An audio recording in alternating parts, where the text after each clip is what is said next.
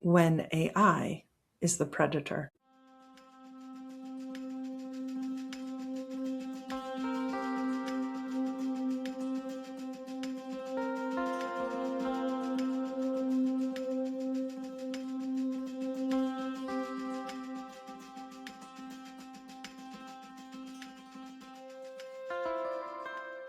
There's a shift happening in how children experience connection.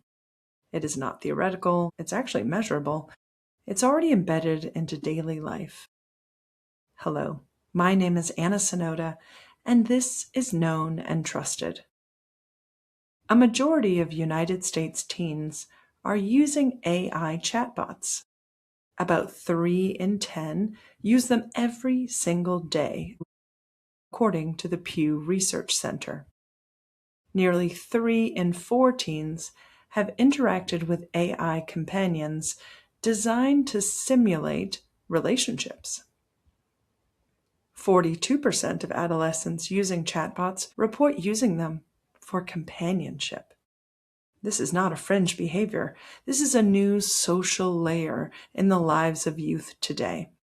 And within that layer, children are forming relationships. Or are they? Is this synthetic intimacy? Today, I'm talking about what happens when AI becomes the place a child feels most seen, most understood. This is a grooming prevention conversation because grooming has always followed connection.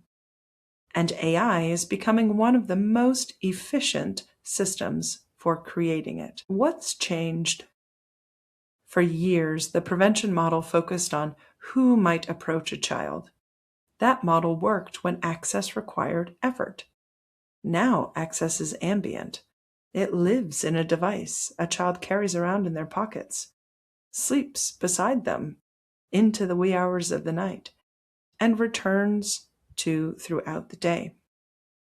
AI does not initiate contact the way a person can. It waits, and then it responds with precision. It can mirror your tone. It can adapt its language. It reinforces whatever the child brings into the conversation. That last piece really matters. We've seen cases across the country of chatbots who have encouraged harmful behavior in very vulnerable adolescents. Research shows chatbots are designed for engagement. They're designed to agree, which means they often reinforce whatever direction the conversation takes, including sexual or harmful topics. It's even been known to generate harmful ideas in a child who was otherwise not thinking of it. Grooming has always depended on reinforcement. AI is accelerating it. Synthetic intimacy is not neutral. Today, we need language that matches what is actually happening. Children are not just using devices as tools, they are experiencing synthetic intimacy, a sense of being known, responded to, and emotionally held by something that is built to simulate care. About 1 in 5 teens already report turning to chatbots for emotional support. Separate studies show that 1 in 8 adolescents and young adults are using chatbots for mental health advice. Teens who are most drawn to conversational AI tend to be the ones who are already vulnerable and seeking out connection. That is the exact population grooming has always targeted. This matters today because intimacy shapes trust, and trust shapes influence. When AI functions like a predator. If you've been following me long enough, you know that grooming is a set of patterns. It's a set of behaviors that builds attention, deepens disclosure, and creates a sense of specialness. It shifts the child away from other relationships, creating isolation. Now, look at how AI companions operate. A child shares something small. The system responds with warmth. The child shares more. The system becomes more tailored, more personal. There is no fatigue in the interaction, no competing priority. just sustained attention. Over time, that can create attachment.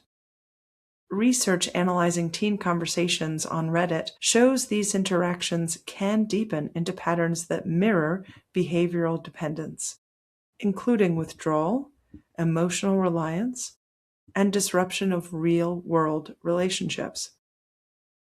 Another large-scale study of chatbot interactions found that higher levels of self-disclosure and emotional reliance are linked with lower well-being, especially when real-life support is limited. This is where the prevention lens sharpens. The issue is not whether AI has intent. The issue is that it can replicate the relational mechanics that grooming depends on. This is already producing harm. Investigations have shown AI chatbots engaging in sexually explicit role play with minors and encouraging harmful behaviors, as we've talked about earlier. A psychiatrist posing as a teen found bots endorsing self-harm and unsafe actions in a significant portion of interactions.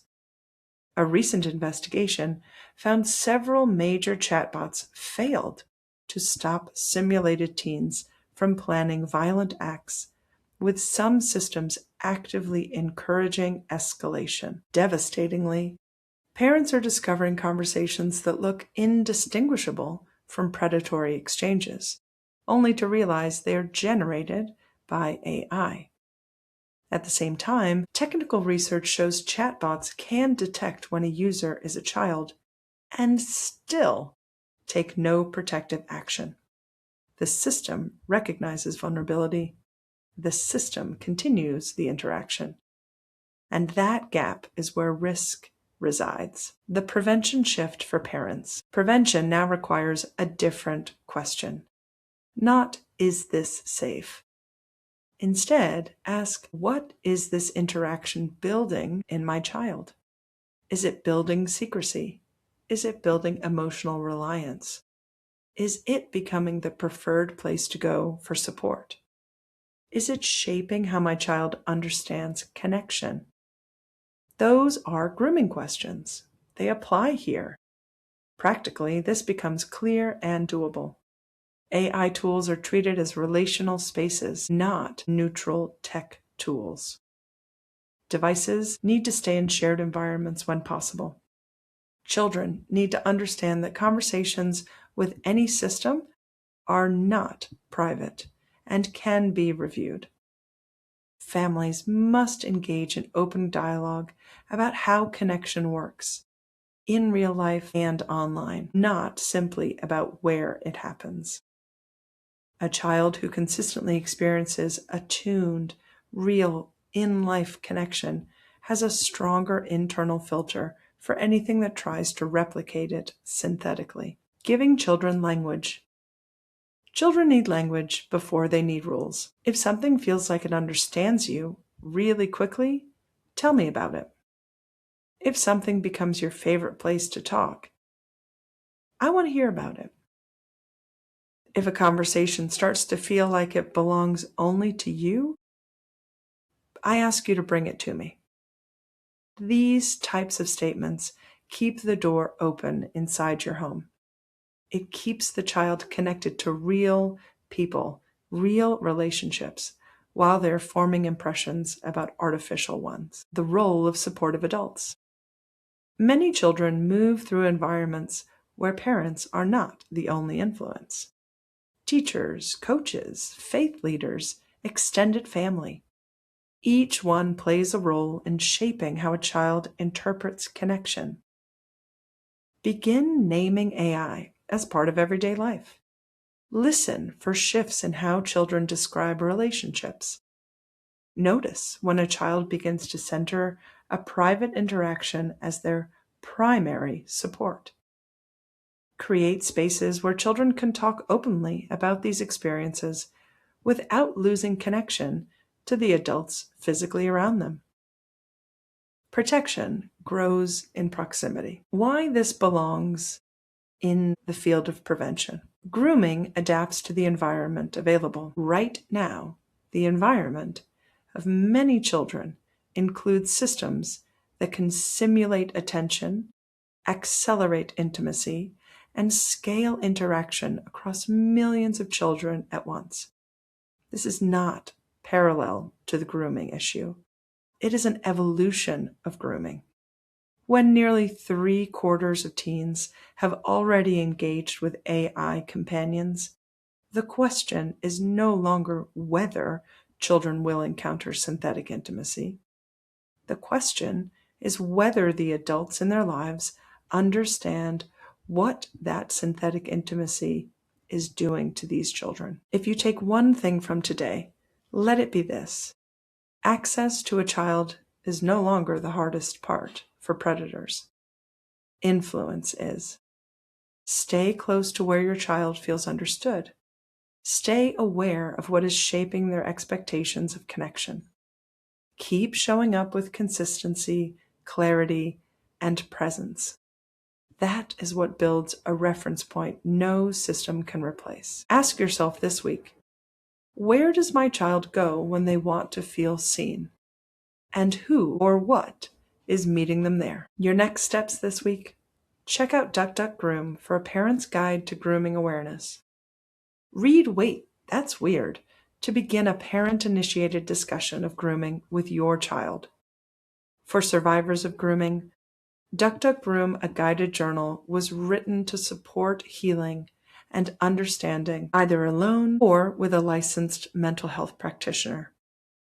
If you're attending CrimeCon 2026, I would be delighted to see you there with giveaways and with my latest book to add to your toolkit for prevention. If you'd like to share your story of hindsight with others, reach out to schedule your interview for Known and Trusted, where we use lived experiences to educate and illuminate. As always, show up, look up, and speak up. I'm Anna Sonoda, and this has been another episode of Known and Trusted.